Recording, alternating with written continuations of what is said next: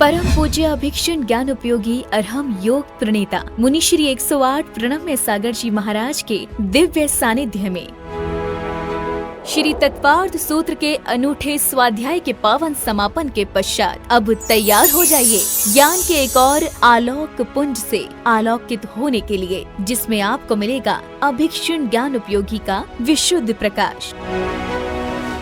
जी हाँ, हम बात कर रहे हैं मुनि श्री 108 प्रणम्य सागर जी महाराज द्वारा रचित एक नवीन आध्यात्मिक रचना नई छेढ़ाला की, जिसे स्वयं वे अपनी सरल, सरस और अत्यंत गूढ़ वाणी में आपको स्वाध्याय कराएंगे, समझाएंगे और आत्मा से जोड़ेंगे। कमिंग सून, ज्ञान का नया सूर्योदय नई छेढ़ाला के साथ,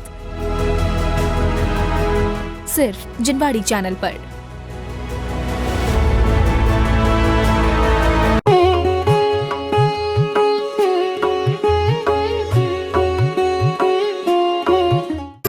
श्रीवर्धमान चिन देव पदारविंद युग्मस्थितांगुली नखांशु समूह भासी प्रद्योतते खिल सुरेंद्र किरीट कोटिर भक्त्या प्रणम्य जिन देव पदम स्तवीमि। देवादिदेव वर्धमान महावीर भगवान की, आचार्य गुरुवर श्री विद्यासागर जी महाराज की, तीर्थंकर भगवान महावीर स्वामी का यह स्तुति का क्रम चल रहा है, जिसमें आप लोग भगवान के गर्भ कल्याणक और जन्म कल्याणक में होने वाले अतिशयों के बारे में सुन चुके हैं। जन्मोत्सव जन्म कल्याणक के रूप में जिन तीर्थंकर के लिए इस तरह से मनाया जाता है, उन्हें नियम से केवल ज्ञान की प्राप्ति होती है। यहाँ पहले केवल ज्ञान की स्तुति, केवल ज्ञान के बारे में इसलिए बताया जा रहा है ताकि हमारा मानस अब बन जाए कि हम अरिहंत भगवान की केवल ज्ञान से सुशोभित तीर्थंकर महावीर भगवान की स्तुति कर रहे हैं।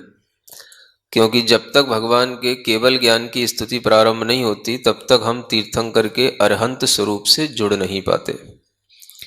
इसलिए यह श्लोक एक क्रम के अंतराल में आया है कि क्रमबद्ध तरीके से देखा जाए तो आप देखेंगे आगे की जो स्तुति है वो भगवान के क्रम से तप आदि के ग्रहण करने के साथ आगे बढ़ेगी। लेकिन बीच में यह केवल ज्ञान की स्तुति इसलिए की जा रही है कि ताकि आपका दिमाग पहले इस रूप में सेट हो जाए कि हम जो कुछ भी करेंगे वो अरिहंत भगवान तीर्थंकर से संबंधित ही करेंगे। इसलिए केवल ज्ञान की भी जो 10 अतिशय होते हैं, वो 10 अतिशय यहाँ एक साथ इसी एक काव्य में लिखे हुए हैं। यह भी अपने आप में हमारे लिए एक अतिशय की ही बात है, जो केवल ज्ञान के 10 अतिशय भी 4 लाइन में एक साथ लिखे गए। कैसे लिखे गए? क्रोशम चतुःशतमेला फल के शुभेक्षः शून्यश्च जीववद भोक्त्युपसर्गतायाः विद्येश्वरः खगमनं नखकेशवृद्धि छायाविहीन मणिमेष मुखम चतुष्कम्। इसी का पद्यानुवाद। कोस 400 तक सुभिक्ष है, प्राणीवध उपसर्ग रहित, बिन भोजन नित गगन गमन है, नख केशों की वृद्धि रहित, बिन छाया तनु 4 मुखों से निर्निमेष लोचन टिमकार, सब विद्याओं के ईश्वर हो, दश केवल अतिशय सुखकार। जब हम तीर्थंकर भगवान का स्मरण करें तो हमारी दृष्टि में ये केवल ज्ञान के 10 अतिशय अवश्य आते रहना चाहिए, क्योंकि जब तक हम केवल ज्ञान की विशेषताओं के बारे में नहीं जानेंगे, केवल ज्ञान से सुशोभित अरिहंत परमेष्ठी को समौशरण में विराजमान नहीं देखेंगे और केवल ज्ञान के साथ होने वाली अनेक विशेषताओं से सुशोभित हम भगवान को नहीं अपनी दृष्टि में लाएंगे, तब तक हमारे अंदर कभी भी सही रूप से अरिहंत भगवान का श्रद्धान बैठ नहीं सकता है। इसलिए ये अतिशय हमें बहुत पहले बाल बोध में ही सिखाए जाते हैं, लेकिन हम सुन और पढ़ने के बावजूद भी उन अतिशयों के साथ कभी भी न तो भगवान का ध्यान कर पाते हैं, न उनका स्मरण कर पाते हैं। यह अतिशय हर एक जैन व्यक्ति को बचपन से ही सीखने में आना चाहिए और अपने बेटे बेटियों को सबसे पहले भगवान तीर्थंकरों की इन्हीं अतिशयों के बारे में बता करके उन्हें बताना चाहिए कि तीर्थंकर भगवान अन्य देवी देवताओं से विशिष्ट क्यों हैं। जैन धर्म में जो तीर्थंकरों का व्यक्तित्व है, जो उनका स्वरूप है, वो अन्य लोगों से अलग क्यों है। और आप अगर एक बार इन तीर्थंकरों के बारे में ढंग से समझ लेंगे, सीख लेंगे, तो आपको ये कहने की फिर जरूरत नहीं पड़ेगी कि हमें कहाँ पूजा करनी है, कहाँ अपना सिर फोड़ना है और कहाँ पर फोड़ना तो अब फोड़ना ही कहलाता है। जहाँ पटकते पटकते जिंदगी गुजर जाए और कुछ भी हाथ ना लगे तो उसे सिर फोड़ना ही कहते हैं। तो हमें फिर ये बताने की जरूरत नहीं है कि मिथ्या क्या है और सम्यक क्या है। दिक्कत ये होती है कि जब तक हम सम्यक चीज की जानकारी नहीं रखते और जानकारी नहीं देते, तब तक हमारे अंदर ये प्रश्न आते हैं। जब हमें समीचीन ज्ञान होने लग जाता है तो हम मिथ्या चीजों से अपने आप बचने लग जाते हैं। इसलिए समीचीनता का ज्ञान देने में कभी भी आप लोगों को पीछे नहीं रहना चाहिए। आज हर व्यक्ति के दिमाग में भगवान को लेकर के प्रश्न बने रहते हैं। बड़े बड़े पढ़ाई पढ़ने के बाद, बड़े बड़े जॉब करने के बाद और अपनी उम्र के अंतिम पड़ाव में पहुंचने के बावजूद भी व्यक्ति के दिमाग से मिथ्यात्व का भूत उतरता नहीं है। भगवान के प्रति बनी हुई धारणाएं उससे छूटती नहीं है और ये जो कुछ भी सामने हमें सुनने में आता है, दिखने में आता है, बोलने में आता है, बस उन्हीं के अनुरूप हमारे विचार बने रहते हैं। इस दुनिया को भगवान ने बनाया। हम भगवान की पूजा इसलिए कर रहे हैं क्योंकि भगवान बहुत अच्छा सृष्टि का निर्माता है। भगवान ने ही हमको सब अच्छा सुखी परिवार दिया है। भगवान ने ही हमारा यह सुंदर शरीर हमें दिया है। इस तरह की मिथ्या परिकल्पनाओं में दुनिया उलझी हुई है और जैन लोग भी उससे बचे हुए नहीं हैं, वो भी उसमें आमूल चूल डूबे हुए हैं। ऐसे जैनों के अंदर का जो ये अज्ञान है, ये तभी दूर हो सकता है जब वह थोड़े से शांत भाव से ये भगवान तीर्थंकरों के स्वरूप को जानने की कोशिश करें। पहले हमें बाहरी स्वरूप जानना चाहिए, बाहरी स्वरूप पर विश्वास लाना चाहिए, उसके बाद में हम अंतरंग स्वरूप भी विशेषता के साथ में जानेंगे। क्योंकि यह तो हम प्रतिज्ञाबद्ध ही हैं। पहले भी कहा गया था कि हम भगवान की स्तुति क्यों कर रहे हैं, तो दूसरे ही नंबर के काव्य में यह प्रतिज्ञा थी कि श्री वीर देव गुण पर्यय चेतनायाम सल्लीन मानस वस स्तुति मातनोमि, कि हमारा मन भगवान के गुण पर्यायों में लगा हुआ है और उसी में हमारा मन लगे होने के कारण से हम भगवान की चेतना की ही स्तुति करेंगे। लेकिन उस चेतना के प्रभाव से बाहर जो कुछ भी घटित होता है, हम उसको भी जानने की कोशिश करेंगे, क्योंकि उसका संबंध भी उसी चेतना से है। हर व्यक्ति के अंदर का जो पुण्य है, हर व्यक्ति के अंदर की जो विशेषताएं हैं, वो उसकी बाहरी क्रियाकलापों से ही परिलक्षित होती हैं। अगर हम आपसे पूछें कि आप में जीवन है, तो कैसे सिद्ध किया जाएगा कि आप में जीवन है? क्या कहा जा रहा है? आपके अंदर चेतना है या आप जीवित हैं? मान लो इस शरीर में आपकी आत्मा है, कैसे सिद्ध करेंगे हम कि आपके शरीर में आपकी आत्मा है, ये प्राणी जीवित है, इस प्राणी की आत्मा अभी इसके शरीर में है? क्या समझ आ रहा है? आपकी शकल सूरत देख करके है? आपका मेकअप देख करके है? किससे समझ में आएगा?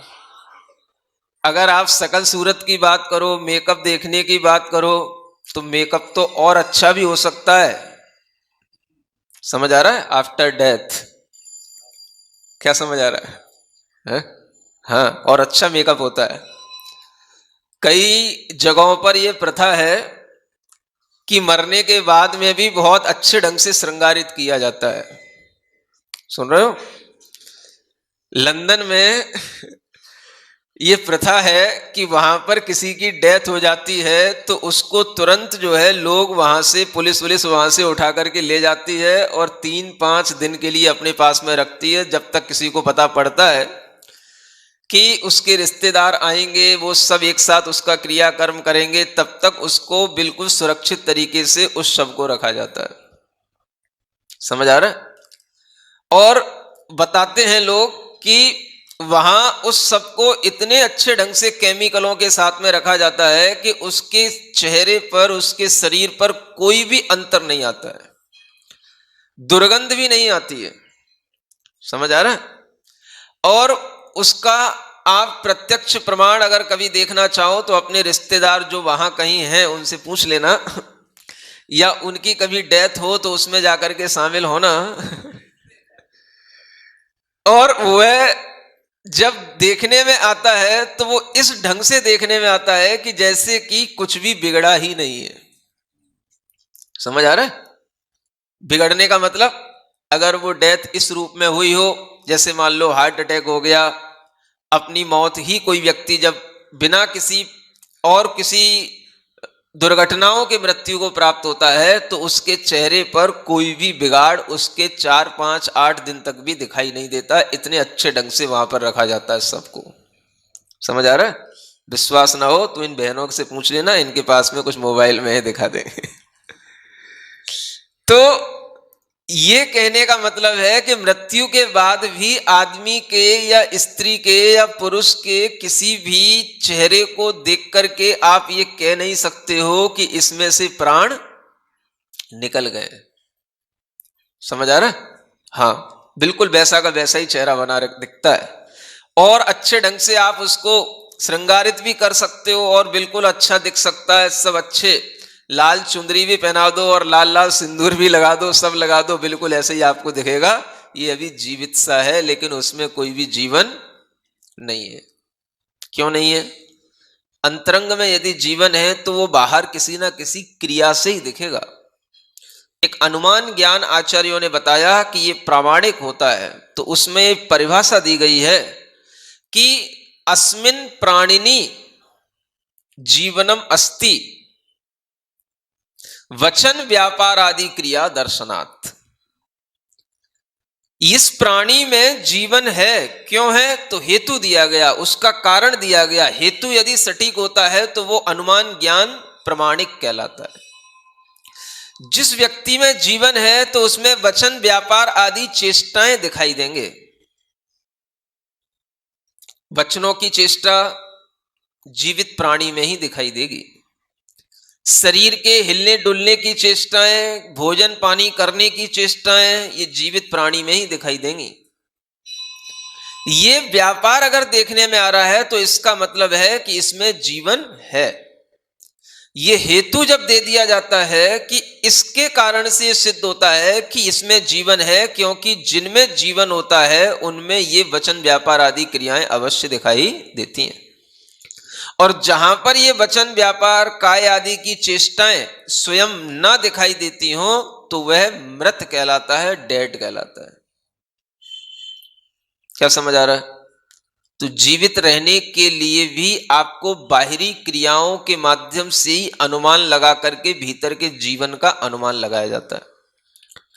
अब जीवन में भी किसी का जीवन अति विशिष्ट है, वो कैसे पता पड़ेगा? तीर्थंकरों का जीवन अति पुण्य के साथ, अति विशिष्टता के साथ व्यतीत होता है, वो कैसे पता पड़ेगा? उनके बाहर आसपास ऐसा कुछ घटित होता है जिन अतिशयों के माध्यम से यह पता पड़ता है कि जो विशेषताएं इनमें हैं वो विशेषताएं दूसरों के पास में नहीं होती हैं। इसलिए यहां पर केवल ज्ञान के जो 10 अतिशय बताए जा रहे हैं, उनमें सबसे पहले कहा कोष 400 तक सुभिक्ष है। ये पहला अतिशय है। समझ आ रहा है? कितने कोष तक? 400 कोष तक सुभिक्ष रहेगा। सुभिक्ष का मतलब होता है वहां कोई महामारी नहीं होगी, किसी के लिए भी कोई फसलों में नुकसान नहीं होंगे। ऐसी भी महामारियां होती हैं कि एक साथ फसल नष्ट हो जाती हैं, जीव जंतुओं के माध्यम से भी हो जाती हैं, प्रकृति के माध्यम से भी हो जाती हैं, और एकदम से दुर्भिक्ष की स्थिति पड़ जाती है। अगर जहां पर फसल पूरी की पूरी समाप्त हो जाती है तो वहां पर दुर्भिक्ष फैलने लग जाता है। ऐसा कोई भी वातावरण 400 कोष तक तैयार नहीं होगा जहां पर ये तीर्थंकर अरिहंत भगवान विराजमान होंगे। समझ आ रहा है? इतना उनकी सन्निधि का प्रभाव बाहर की प्रकृति पर पड़ता है। हाँ? इसलिए इनको प्रकृति पुरुष कहा जाता है कि इनके उस केवल ज्ञान के साथ में विराजमान होने मात्र से ही चारों ओर सुभिक्ष का वातावरण, कहीं पर कोई दुष्काल नहीं होगा, अकाल नहीं होगा, पानी की मारामारी हो रही हो, खेती की मारामारी हो रही हो, अन्न का अभाव हो, चारों ओर लोग जो है परेशान हो, ऐसी कोई भी दुर्भिक्षता का वातावरण वहां नहीं होगा।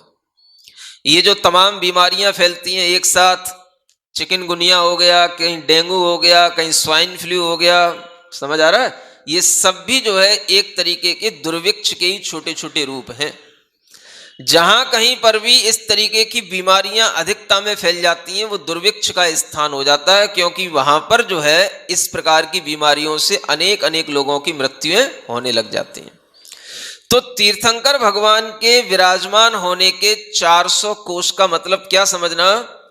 एक कोष किलोमीटर में 3 किलोमीटर का होता है।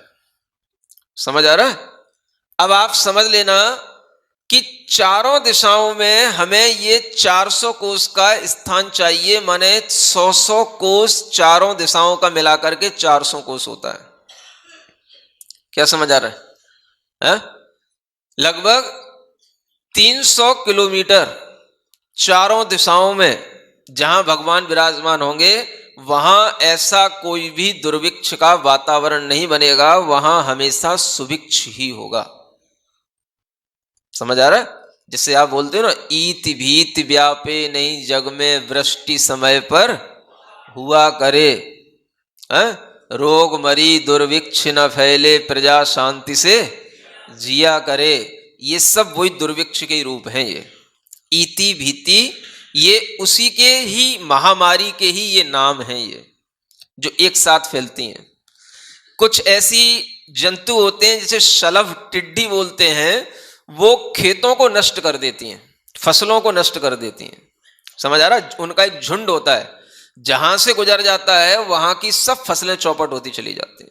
तो ये भी एक दुर्भिक्ष का रूप होता है। समझ आ रहा है? ऐसी कोई भी ईति भीति व्यापे नहीं जग में वृष्टि समय पर हुआ करे, समय पर बरसात होना। समझ आ रहा है? ज्यादा बरसात होना भी, अतिवृष्टि ये भी एक दुर्भिक्ष का रूप होता है, जैसे अभी आपने देखा महाराष्ट्र वगैरह में। और एक अनावृष्टि जो बिल्कुल ही बरसात नहीं होना, वो भी एक दुर्भिक्ष का रूप होता है। समझ आ रहा है? जो एक संतुलित तरीके से समय पर वृष्टि होती है वही सुभिक्ष का रूप धारण करती है। बिल्कुल नहीं होगी तो भी बीमारियां फैलेंगी, अत्यधिक होगी तो भी परेशानियां पैदा होंगी, और जब संतुलित होगी तो सामान्य जीवन सही ढंग से चलता है। वो सुभिक्ष का वातावरण कहलाता है। क्या समझ आ रहा है? आपके यहाँ कैसा वातावरण है? सुभिक्ष है कि दुर्भिक्ष है? बरसात हुई इस बार कि नहीं हुई? पहले जैसी हुई कि पहले से अच्छी हुई? अच्छी होते हुए भी ज्यादा अच्छी तो नहीं हो गई, अति तो नहीं हो गई, बिल्कुल भी ना हुई वैसा भी तो नहीं हुआ। सुभिक्ष का जहां वातावरण रहता है वहां पर इस तरह की इति भीति, अतिवृष्टि, अनावृष्टि ऐसे कोई भी वातावरण नहीं होते, अकाल नहीं पड़ते। इस तरीके के वातावरण तीर्थंकर भगवान की सन्निधि में 100 कोस तक चारों दिशाओं में बने रहते हैं। ये हमें भगवान के स्मरण करते समय पर ध्यान करना चाहिए। पहला ये अतिशय। दूसरा क्या है? जीव वध का अभाव। जहां पर भगवान विराजमान होते हैं वहां पर योजनों तक, माने कोसों किलोमीटरों तक जीवों का आपस में कोई वध नहीं करता है, जीव वध नहीं होते हैं। समझ आ रहा है? हिंसक प्राणी भी होंगे, जन्मजात हिंसक क्रूर पशु पक्षी भी होंगे, वो भी एक दूसरे को मारते नहीं है, माने मांसाहारी भी मांसाहार नहीं करते हैं। इतना प्रभाव होता है उनके अहिंसक भावों का, उनके करुणा भावों का। सिंह और गाय भी अगर जंगल में कहीं घूम रहे होंगे तो वो भी सिंह भी उस गाय के ऊपर अटैक नहीं करेगा, उसका वध नहीं करेगा। ये उनकी परिधि में जो चीजें आएंगी वहां पर जीवों के अंदर इतना शांत परिणाम रहेगा। ये किसका प्रभाव? ये तीर्थंकर का प्रभाव बाहर तक दिखाई देता है। समझ आ रहा है? जो लोग एक बात बोलते हैं, एक द्रव्य का दूसरे द्रव्य पर कोई प्रभाव नहीं पड़ता, एक द्रव्य दूसरे द्रव्य का कुछ नहीं करता, ऐसा कुछ लोगों ने अपना सिद्धांत बना रखा है। उन्हें ये तीर्थंकरों के अतिशय तो कम से कम स्वीकारना चाहिए। कम से कम इन तीर्थंकरों के बारे में तो विचार करना चाहिए कि एक तीर्थंकर के विद्यमान होने पर उनके आसपास योजनों तक कोई भी किसी को मार नहीं सकता, किसी के अंदर हिंसा के परिणाम उत्पन्न नहीं होते, क्रूरता के भाव उत्पन्न नहीं होते हैं। एक द्रव्य का दूसरे द्रव्य के ऊपर प्रभाव पड़ रहा है कि नहीं पड़ रहा है? अगर एक द्रव्य का दूसरे द्रव्य पे प्रभाव ही ना पड़े या एक द्रव्य दूसरे द्रव्य का कुछ ना ही करे तो फिर तीर्थंकरों की सन्निधि से ऐसे वातावरण कैसे बनेंगे? तीर्थंकरों के पास ही ये असंख्या देव देवियां क्यों इकट्ठे हो जाते हैं? सामान्य केवली के पास में क्यों नहीं हो जाते हैं? तीर्थंकरों के ही ये पंच कल्याणक क्यों मनाए जाते हैं? उन्हीं के पास में आकर के ये पूजा क्यों की जाती है सौदर इंद्र के द्वारा? अन्य देव उनके पास में, अन्य केवलियों के पास क्यों नहीं चले जाते हैं? क्या समझ आ रहा है? ये उनके उस व्यक्तित्व का प्रभाव है जो हर देव को अपने पास में बुला लेता है। देवों को पूजा करनी होगी, चूक नहीं सकते हैं वो। उन्हें भी ऑर्डर मिलेगा इंद्र के द्वारा और इंद्र को ऑर्डर मिलेगा भगवान के प्रभाव से, और इस तरह के ऑर्डर को कोई भी व्यक्ति छोड़ नहीं सकता है। अगर प्रभाव नहीं होगा तो यहां भगवान का जन्म हो रहा है, यहां केवल ज्ञान हो रहा है और देवों के यहां घंटे बज रहे हैं। समझ आ रहा है? एक द्रव्य दूसरे द्रव्य का कुछ नहीं करता, घंटा वहां कैसे हिल गया? क्या समझ आ रहा है? चेतन द्रव्य तो छोड़ो, अचेतन द्रव्य पे भी प्रभाव पड़ रहा है? शंख बजने लग जाते हैं, घंटे बजने लग जाते हैं, नगाड़े बजने लग जाते हैं। ये क्या हो रहा है? समझ आ रहा है? इसलिए एकांत ऐसी धारणाओं में अपनी बुद्धि को मिथ्या नहीं बनाना चाहिए कि एक द्रव्य दूसरे द्रव्य का कुछ नहीं करता है। समझ आ रहा है? ऐसे सिद्धांतों को कुछ लोग इस तरीके से फैला रहे हैं कि उनने अपना एक पंथ ही बना लिया, जिस पंथ में ये बात आए वही हमारे पंथ का है, एक द्रव्य दूसरे द्रव्य का कुछ नहीं करता। ये सिखाना शुरू कर देते हैं। हा? अभी केवल ज्ञान के बारे में तो जानो, अरिहंतों के अतिशय के तो बारे में जानो। जब अरिहंत भगवान के अतिशय में इतना आ रहा है कि उनके प्रभाव से एक शेर हिरण का वध नहीं कर रहा है, गाय का वध नहीं कर रहा है, तो ये किसका प्रभाव है? एक द्रव्य दूसरे द्रव्य का कुछ नहीं करता है, वही शेर उनकी परिधि से बाहर निकल जाएगा तो वहीं पर वध करने लगेगा, सब हिंसा करेगा और उनकी परिधि में आएगा तो शांत हो जाएगा। एक द्रव्य दूसरे द्रव्य का कुछ कर रहा है कि नहीं कर रहा है? उसके भावों में परिवर्तन ला रहा है कि नहीं ला रहा है? है? क्रूर आदमी, क्रूर व्यक्ति के भावों में भी परिवर्तन आ रहा है, तो जो शांत है उनके अंदर का तो कहना क्या। अगर ऐसा परिवर्तन नहीं आएगा तो भगवान के समौ शरण में बैठ करके, भगवान के सानिध्य में बैठ करके सम्यक दर्शन के भाव होना, सम्यक ज्ञान प्राप्त होना, सम्यक चारित्र के भाव होना, ये कहां से आ जाते हैं? ये शर्त दी हुई है कि जब भी आपको छायक सम्यक दर्शन होगा, भगवान केवली या श्रुत केवली के सानिध्य में ही होगा। अगर प्रभाव नहीं पड़ता है तो सानिध्य की क्या जरूरत है, अपने घर में बैठ के कर लो। कभी भी आपको छायक सम्यक दर्शन अपने घर में बैठ के नहीं होगा। छायक सम्यक दर्शन की प्राप्ति केवली भगवान के सामने होनी चाहिए, उनके सन्निधि में होगी, या श्रुत केवली होंगी तो उनकी सन्निधि में होगी। ये उनके तप और व्यक्तित्व का ये प्रभाव होता है कि उनके पास में ही बैठ करके आपके अंदर ऐसे सम्यक दर्शन के भाव आएंगे। अगर एक द्रव्य दूसरे द्रव्य का कुछ नहीं करता तो फिर कभी भी हमें ये शर्त कहनी नहीं पड़ेगी जो सिद्धांत में लिखी हुई है, सिद्धांत ग्रंथों में लिखी हुई है। बिना केवली और श्रुत केवली के पाद मूल के कभी छायक सम्यक दर्शन की प्राप्ति नहीं होती। ये सिद्धांत कहां जाएंगे, ये सिद्धांत क्या करेंगे, समझ आ रहा है? तो ये जो मिथ्या अवधारणाएं फैली रहती हैं, एक द्रव्य दूसरे द्रव्य का कुछ नहीं करता है, इसका तात्पर्य सिर्फ इतना ही होता है, कोई भी आत्मा किसी आत्मा को बना नहीं सकता है। तीर्थंकर भगवान आपकी आत्मा नहीं बना सकते हैं, आपको जबरदस्ती सिद्ध नहीं बना सकते हैं, आपके अंदर केवल ज्ञान नहीं डाल सकते हैं, लेकिन प्रभाव से तो बहुत सारे काम होते हैं। प्रभाव से होते कि नहीं होते? इसको बोलते हैं निमित्त नैमित्तिक संबंध। क्या बोलते हैं? हाँ, जिसके निमित्त से जो कार्य आपके अंदर घटित हो जाए वो कहलाता है नैमित्तिक भाव। आपके निमित्त से हमको सम्यक दर्शन की प्राप्ति हो गई, तो सम्यक दर्शन का भाव हमारा नैमित्तिक भाव हुआ, आप निमित्त बने, इस संबंध का नाम है निमित्त नैमित्तिक संबंध। समझ आ रहा है? तो ऐसा प्रभाव भगवान का रहता है कि जीवों के भाव परिवर्तित हो जाते हैं। और क्या चाहिए आपको? एक द्रव्य का दूसरे द्रव्य पर प्रभाव, एक द्रव्य दूसरे द्रव्य का कर्ता, और किस रूप में चाहिए?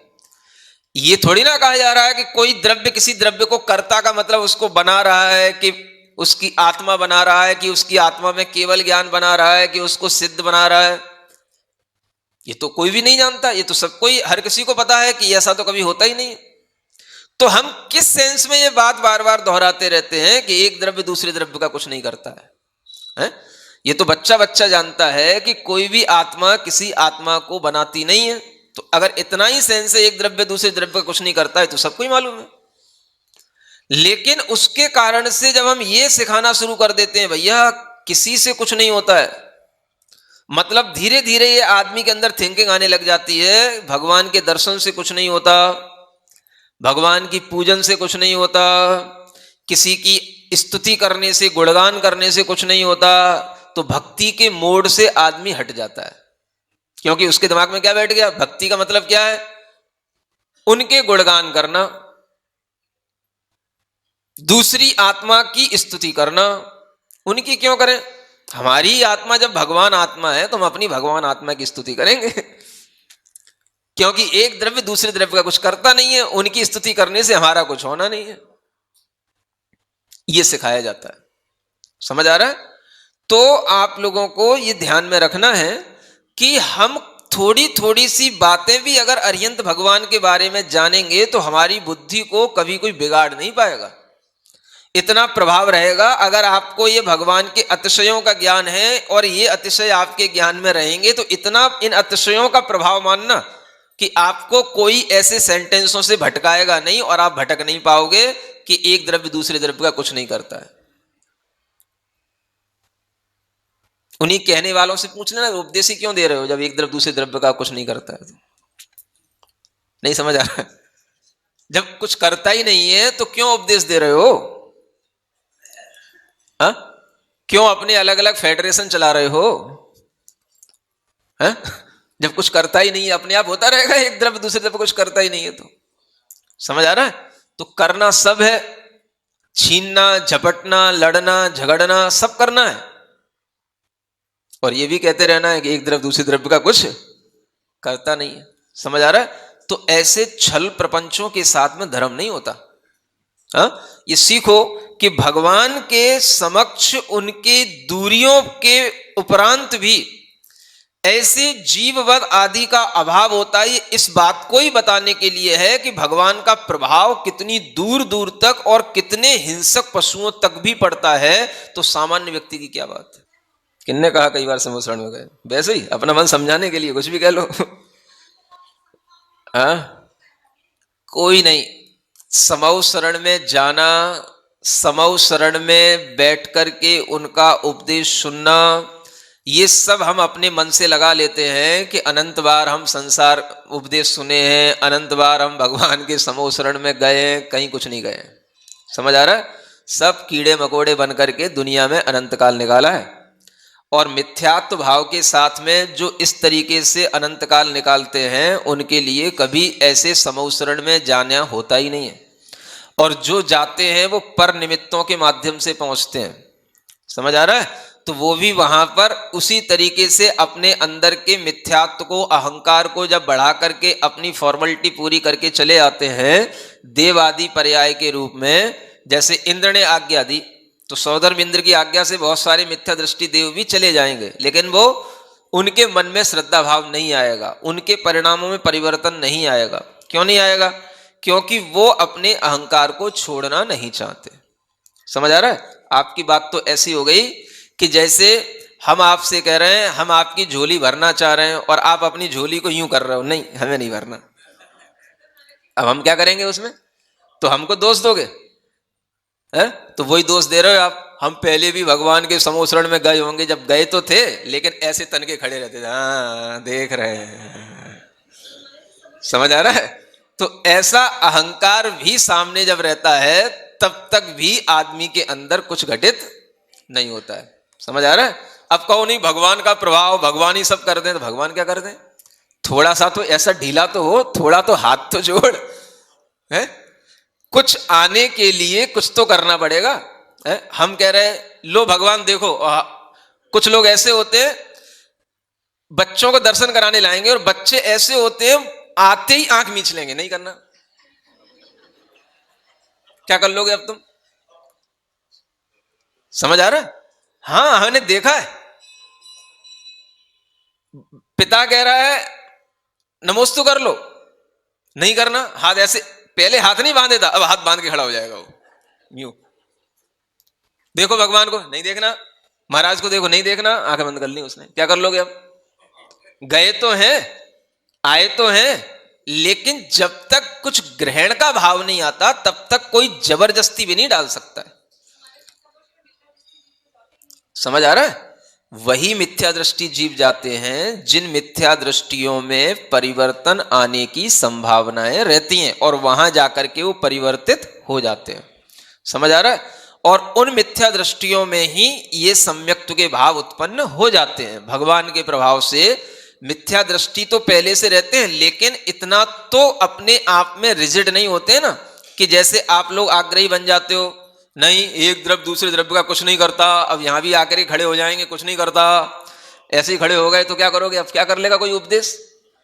समझ आ रहा है? तो किसी भी उपदेश का प्रभाव आपके अंदर तब पड़ेगा जब आप में कुछ ग्रहण करने का भाव हो, कुछ आपके अंदर नम्रता हो, कुछ आपके अंदर कुछ स्वाभाविक गुण हो जिससे आपके अंदर कुछ एक्सेप्टेंस का भाव आए। और वो सब कुछ नहीं होता तो आप कितनी ही बार चले जाओ समौ शरण में, क्या फर्क पड़ रहा है उससे?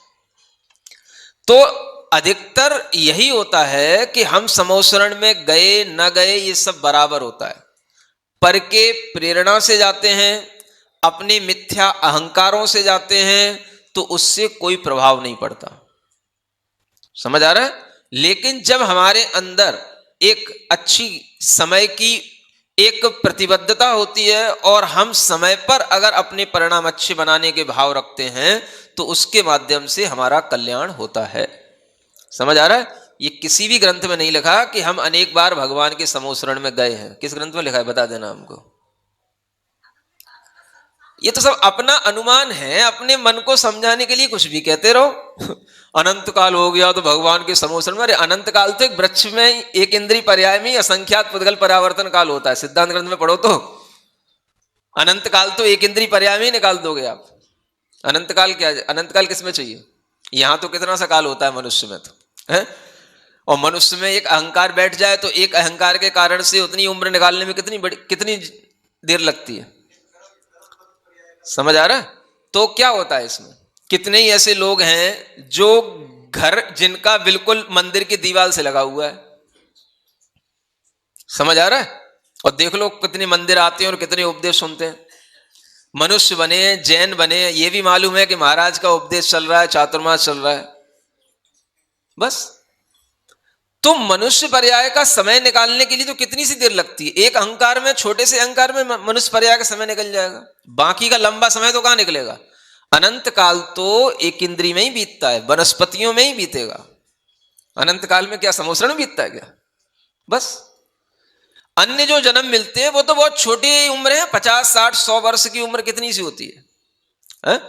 हम कहते हैं कोटि पूर्व की भी उम्र मिले, पूर्व करोड़ वर्ष की भी उम्र मिले, तो भी अगर हमारे अंदर वो अहंकार मिथ्यात्व बैठा हुआ है तो हम उस चीज से वंचित ही रहेंगे, उससे कोई फर्क ही नहीं पड़ता।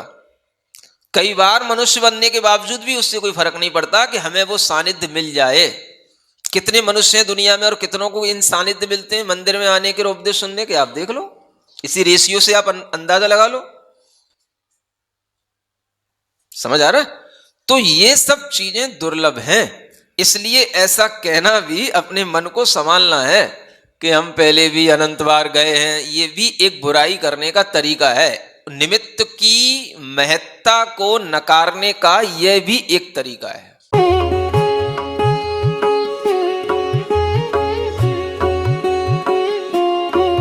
परम पूज्य अभिक्षण ज्ञान उपयोगी अरहम योग प्रणेता मुनि श्री 108 प्रणम्य सागर जी महाराज के दिव्य सानिध्य में श्री तत्वार्थ सूत्र के अनूठे स्वाध्याय के पावन समापन के पश्चात अब तैयार हो जाइए ज्ञान के एक और आलोक पुंज से आलोकित होने के लिए, जिसमें आपको मिलेगा अभिक्षण ज्ञान उपयोगी का विशुद्ध प्रकाश। जी हाँ, हम बात कर रहे हैं मुनि श्री 108 प्रणम्य सागर जी महाराज द्वारा रचित एक नवीन आध्यात्मिक रचना नई छेढ़ाला की, जिसे स्वयं वे अपनी सरल, सरस और अत्यंत गूढ़ वाणी में आपको स्वाध्याय कराएंगे, समझाएंगे और आत्मा से जोड़ेंगे। कमिंग सून, ज्ञान का नया सूर्योदय नई छेढ़ाला के साथ, सिर्फ जिनवाड़ी चैनल पर।